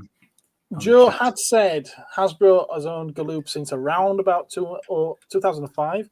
Wow. It might be earlier. I know there were like lawsuits and stuff. So there we go. Do you guys ever buy mystery boxes? I have never bought one because I don't know. I'd hate getting stuff I didn't want to get. Mm-hmm. Mm. That would be a thing for me, I think it's fair to say. If I'm honest. I used to make them up and send them out. And then they me. became really popular and everyone else got really successful with them. And sales on mine started dropping because everyone wanted different ones every month. So I stopped doing them. I have to ask Anthony, is there an unofficial Anthony Dean channel, and you therefore have to distinguish yourself as the official one?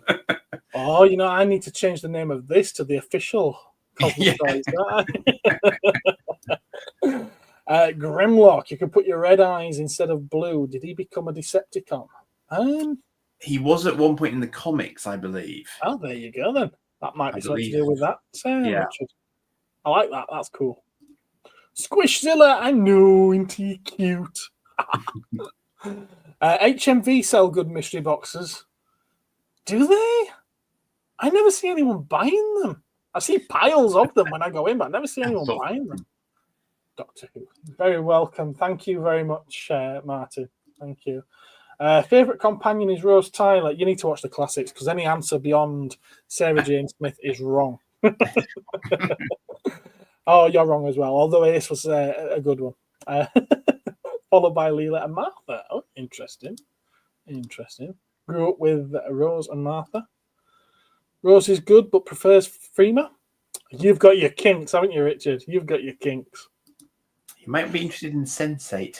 That's what I'm saying. Oh, is she in that, Freema? Freema Agyeman? She's very in that. Oh, is she now? She was badass in Torchwood. She was briefly in Torchwood, I believe. Yes. Oh, okay. Torchwood was a pretty underrated show. I agree, but then they went to America and became the X-Files, and it was rubbish. In a game I play called Rec Room, they have a Doctor Who T-shirt in it. I love to collect games as well as toys. I've got a substantial toy collection. A Transformer, Gareth. Yes, multiple thereof, Dave. Multiple. Yeah. You'll be having me back on your show soon. I haven't bought anything in ages, so we'll need to at some point. Cool. Want to start recording my trips to shops, but I'm a bit camera shy. Yeah, you need to get over that if you're going to be putting yourself out there on channels. Right. Anthony has... Me and Auntie are on each other's Facebooks. Yeah. So I see Anthony's posts. I would never have had you down as camera shy.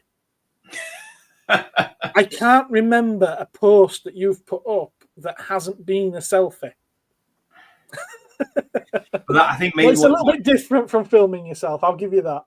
Well, yeah, but that might what he might mean is he's a bit shy about using cameras filming wise, Okay, yeah. Maybe he means that. I don't know. Try to be careful not to capture people in footage as well. Don't worry, Anthony. We all start like that. Yeah, I certainly did. Yeah. I like them. Do you open them or leave them inside? I tend to open and keep the boxes for later. Depends on what it is. I mean, these I've bought to open up on a video and review. I do like my toys out of boxes. It's very hard to display things in boxes, I find. This will stay inboxed. This won't come out of the box. So there you are. Make of that what you will. You get comfortable over time. Yeah, it builds up. I can remember not liking the sound of my own voice, even though that was the only thing that I put of me in my earliest videos. And if AI had been at its stages back then, I probably would have filtered over my voice as well. But then it was a long time after that I started putting my face in there. Do you still have the Willy Wonka figure? Sold that ages ago. I'm guessing you're talking about the little one, but on the green base with the black and white stripy things. Went a long time ago, did that. Going shop if I miss the end. Bye for now. Take care, Richard. How much are the Rubiks? £79, Phil. £79. Robert! So sorry he's late. You've missed it all. I missed out on getting the Mezco 112 Dr. Octopus sold out everywhere, yet seen numerous AliExpress listings have it and claim 100% genuine item. Seems dodgy. It's a strange one because AliExpress is like any other market, online marketplace. Some sellers do sell genuine items on there, and quite frequently they get them sooner than the official ones are on sale over here. So it's hard to say. You can normally tell by the price point, though. If it's dirt cheap, it's fake. If it's just a little cheaper or even more than the RRP, then chances are it's a legit one. But it's like eBay and everything else. You can send it back. You're not happy, you get a refund. And I just did with these two. They've already approved my refund. All I have to do is show evidence of sending them back. All right, cool. You have missed so much. You have, yes. Good night, Ed. Everyone says good night, Ed. It'll still be here, though. Might change my screen name to Knock Off Nipples.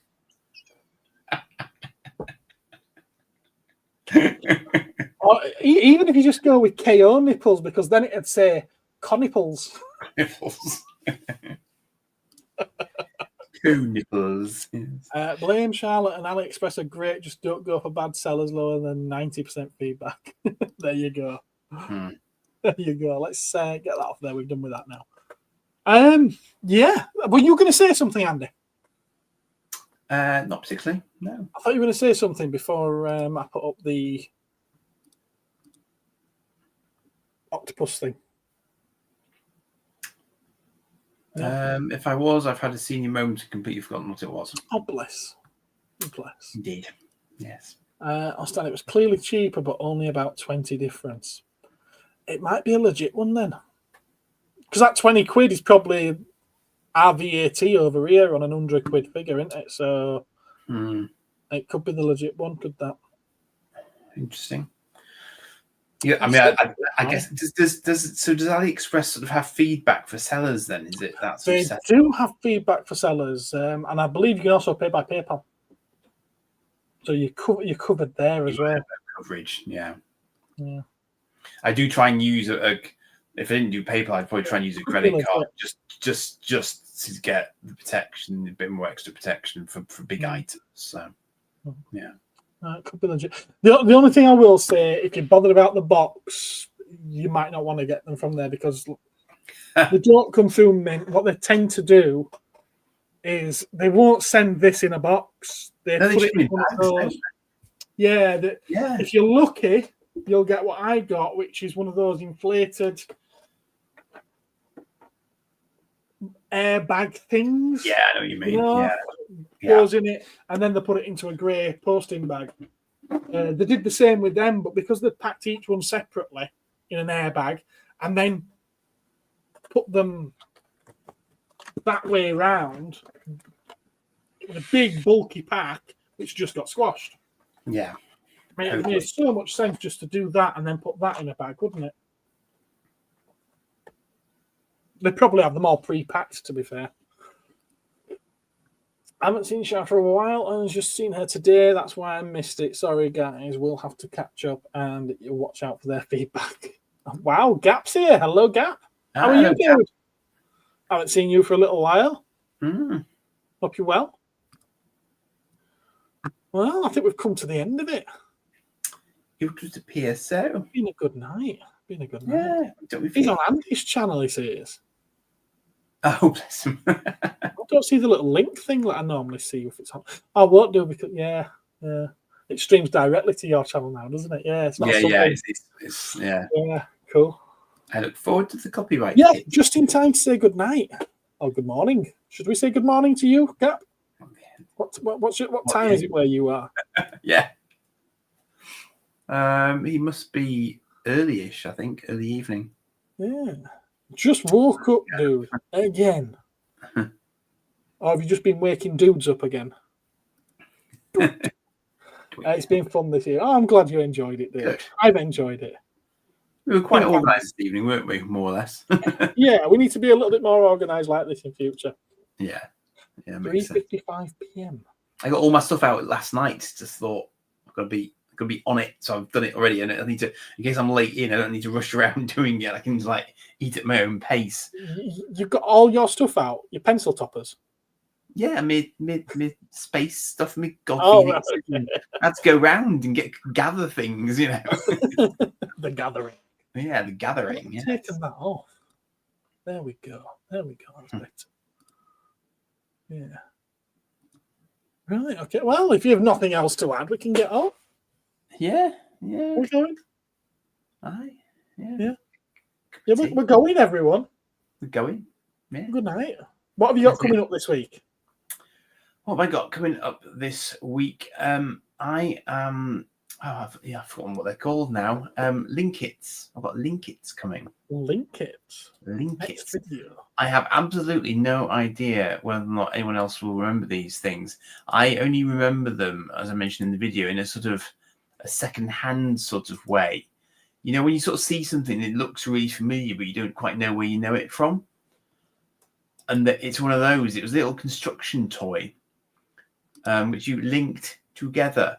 But they've got a little backstory as well, which I wasn't aware of. So they have got a little bit sort of, there's characterizations to them loosely as well.